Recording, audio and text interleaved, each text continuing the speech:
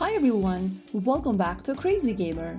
In this video, we are gonna learn how you can easily get started and play the Age of Empires game on your tablet. Whether you are using a tablet or mobile device, this process will work for both.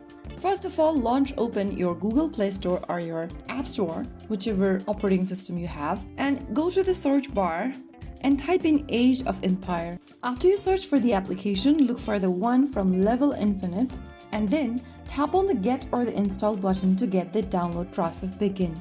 Now wait for the application to install, which will take a couple of minutes, depending upon your internet speed. Make sure you have a stable internet connection for the download process to complete smoothly. Now all you need to do is to wait for the download process to complete, and once it does, you can start playing the game. After the download is done, tap on the play button and then wait for the game to load.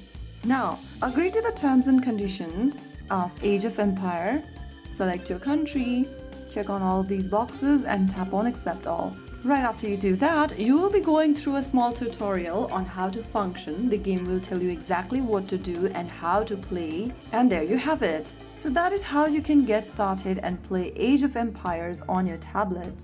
If you found the video helpful, don't forget to like, share and subscribe to our channel. I will see you again in the next episode. Thanks for watching.